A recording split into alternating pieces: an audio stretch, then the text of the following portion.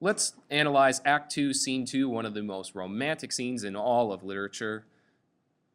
That's a fact. Okay. He jests at scars that never felt a wound, is what Romeo says, and that wraps up the Benvolio and Mercutio comments prior to this scene. And then we see Juliet enter from above on the balcony, and this is where the romance begins. He says, "But soft, what light through yonder window breaks? It is the east, and Juliet is the sun."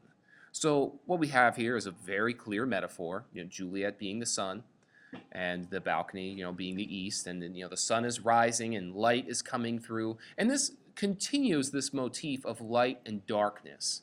And in Romeo and Juliet, light and darkness play an interesting role because the couple has their best times in the darkness, and during the day are their worst times, which makes sense if we consider the fact that their love is an illicit one, and one that is not looked upon favorably by their houses or their families.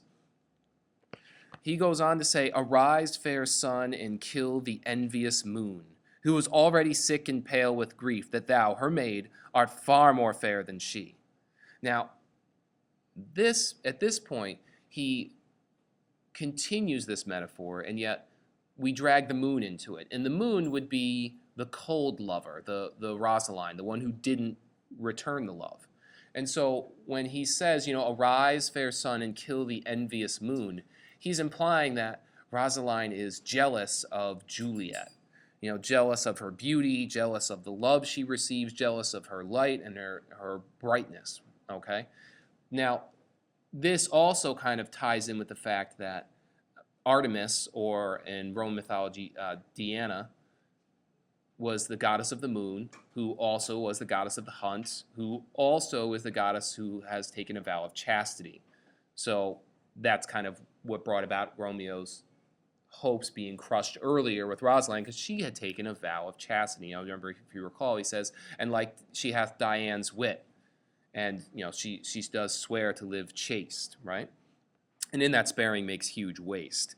But, so when we look at this piece here, it says, "Be not her maid, since she is envious." So he's telling Juliet, don't be a maid of the moon. Don't fall into this chastity trap, and embrace love, embrace the light.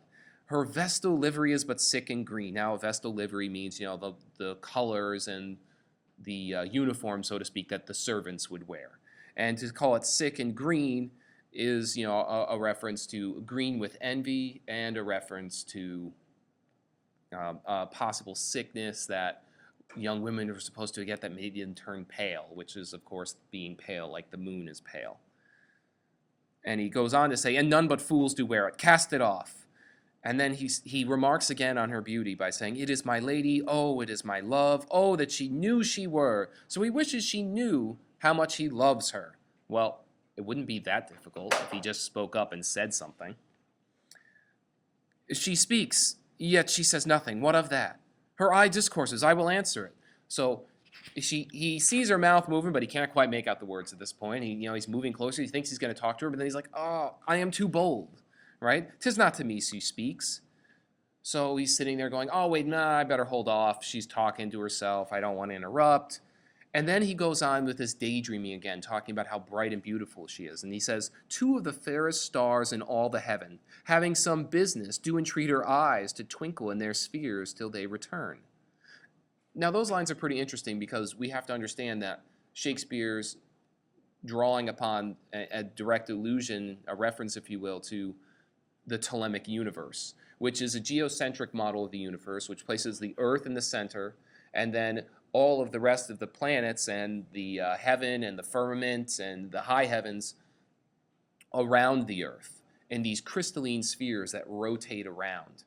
Now, when you think about it, when he says, two stars, he's not speaking about stars that, as we think of stars. The stars are actually planets. So in this system, the planets are referred to as stars. So he says, "To twinkle in their spheres till they return." Now that line probably makes a little more sense now, and twinkling in their spheres means they're crystalline spheres that are rotating around. He goes on to say, "The brightness of her cheek would shame those stars as daylight doth the lamp."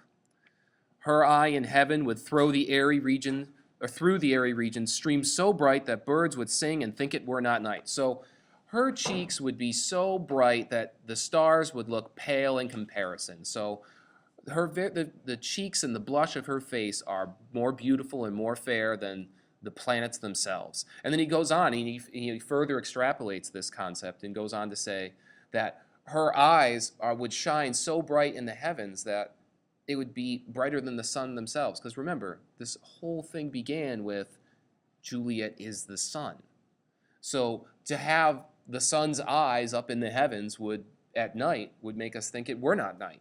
And consequently the birds too, and hence we get the birds singing during the nighttime, which these two lovebirds, Romeo and Juliet, are singing the praises and are full of love at night, because night is the brightest time for them. It's the best time, the lightest time, if you will. Light both in weight and in brightness like the sun.